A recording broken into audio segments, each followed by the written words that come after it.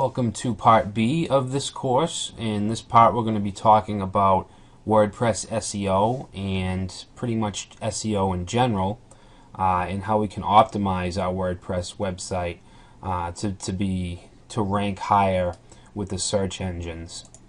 Now I'm guessing you know a little bit about SEO. It stands for Search Engine Optimization, and this is right from Wikipedia. It's the process of affecting the visibility of a website or a web page in a search engine's natural or unpaid search results. So what they mean by natural or organic or unpaid, it's just the basic results. No ads or anything like that. It's just what comes up. It's just the sites that Google feels is valuable to whatever keyword or information that you entered. On the other side, we have paid results, which are basically results that advertisers have paid for. And this is usually done through the Google AdWords program. So let's talk a little bit about strategies, not specific to WordPress, but just in general. There's usually two sides of SEO. There's on-site and there's off-site. So on-site would be actually editing the content and the functionality of your website. Off-site would be things like building links or guest posting on other blogs and linking to your website. So some of the effective on-site strategies are optimizing page titles. Page titles are what you see, let's say when you open a new tab in Chrome or Firefox. You'll see a title, some content in that tab, and that's usually the page title. If you look at the code source, you'll see the title tag, and whatever's in between there, that's the page title. And Google page titles have a lot of weight in Google because that's what comes up. That's the large text when you search something in Google and you see the results come up. It's the page title that catches your eye. It also includes the description in smaller text. You want to use quality keywords all around your site that are relevant to your site. Now this can be kind of a double-edged sword because you want relevant keywords on your site in the content body or in the page title everywhere, but you don't want to overuse them. You don't want to stuff a page with 50 of the same keywords. That'll give you the opposite effect. That'll actually affect your rankings and bring your site lower. So you don't want to do that, and you don't want to focus mainly on keywords. You want to focus on the overall content of the page or the post or whatever it is. You want to look at it as a whole. Keyword stuffing and that kind of thing, that used to work. But the search engine's algorithms have gotten a lot more advanced, and they're able to see the page for what it is. You want to write content for users, not for search engines. That's basically the same thing. You don't want to just you don't want to fill the page with keywords. You want it so that a person can read it and understand it. Don't write it for the search engine. Write it for your website readers. User-friendly URLs are pretty important.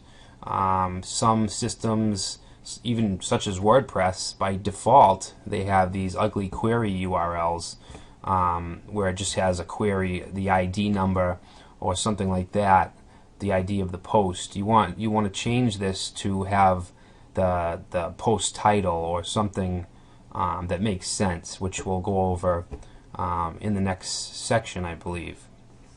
Image optimization, a lot of people overlook this, but images have names. So your image name, whatever .jpeg or .png, this should be something that's user friendly, a word, not maybe a number or something like that. And also you want to utilize the alt attribute, which is what's displayed if for some reason the server isn't serving up the image. High quality videos. Videos is also kind of a new thing in SEO. You can have videos with meta info and titles and keywords. So videos can actually be helpful in SEO. So now we have Offsite SEO Strategies, and I realize that this doesn't really have anything, well, I shouldn't say it doesn't have anything to do with, but it doesn't involve WordPress.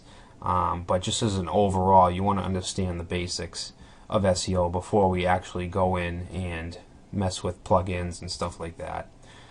So Offsite Strategies, social networking is fantastic not only for SEO but to drive in traffic. And it wasn't too long ago that social networking sites like Facebook and Twitter, they weren't any good for SEO because they have no follow links, which we'll talk about later. So there was not really any link juice, as they called it. But now things have changed around, and social networking can actually benefit your rankings. You can actually benefit from using Facebook and Twitter, Google Plus, of course. So you also want to build quality links from relevant websites. You don't want to have a tech site and have a link on, say, a family-orientated website or something like that, even if the site has good PR or whatever. You don't want to do that. If you're a tech site, you want to be on other tech sites. And preferably, the links should be from inside some quality content, like a blog post, something like that. You don't want just a link hanging around in the sidebar with no purpose aside from gaining link juice. Another aspect that you should look at is brand building. Google is really looking at brands as a whole and giving certain websites authority and higher rankings that have a good brand. Third-party content sharing sites like Pinterest and SlideShare. Pinterest obviously is mostly images, but the images have data attached to them, links attached to them, so you want to utilize these things. Even a tech site, maybe create an infographic or something like that, and that can drive in traffic as well. Guest posting is another one. You want to look for sites that are relevant to your niche and maybe ask to do a guest post. Usually if they're asking for money, if they're offering paid guest posting, you don't really want to go for those types of sites because they're generally spammy and just don't hold very much weight. Google Webmaster Tools you should definitely utilize, add your site to, and you can see the keywords that people are typing in to get to your site, and just a whole bunch of analytical stuff, options. So those are Offsite Strategies. So what about WordPress? So WordPress is one of many different options that we can use to manage our site. There's other content management systems like Joomla, Drupal, but WordPress is definitely one of, if not the best CMS to use in terms of SEO. WordPress is built around good SEO. SEO is changing every day, but it seems like every release of WordPress is built around whatever is working at the time. So it's a really good CMS to use. There are many core and third-party plugins that can help in optimizing a WordPress site, and we'll look at a lot of those in the coming sections. So there's really two sides of WordPress SEO. There's core, which is functionality and content from within the core WordPress system, so without any plugins or extensions or anything like that. And then there's functionality we can get from third-party plugins, which we'll look at next. So core WordPress, we can look at permalinks, which are basically, we want search engine friendly links. We kind of talked about this a few minutes ago, but WordPress gives you an option to do this right in the settings area, so you want to do that first before anything.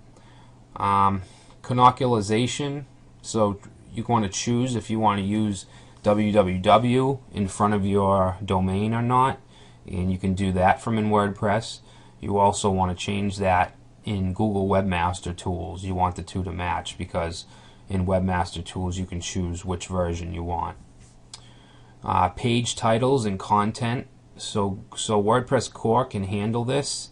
You can change page titles and things like that, but you can use plugins to optimize it further, so you can really get in there and customize your titles and content. Meta tags. We have options for meta descriptions and keywords.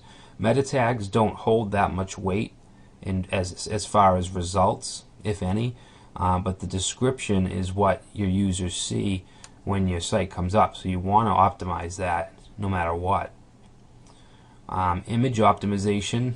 We can upload images easily in a WordPress post, and we can attach alt tags and other attributes and information to those images. So we can get even better SEO with plugins, with WordPress plugins. And there's a few different types. This is just a few of the different types we can look for. First, we have all-around SEO plugins like Yoast and All-in-One SEO. That's actually the name of the plugin. And you can basically do a whole bunch of things as far as changing page titles or keywords or just anything really to do with SEO. Then we have content plugins, which allow us to further customize page titles and things like that. Sharing and bookmark plugins are important. They give a way for your users to quickly share whatever you're posting about. So that's definitely something that you should have. A sitemap. I would suggest using a sitemap plugin. Some people say that sitemaps don't really do anything for SEO, but others disagree. So I mean, I would suggest using one. So we'll look at a sitemap plugin a little later.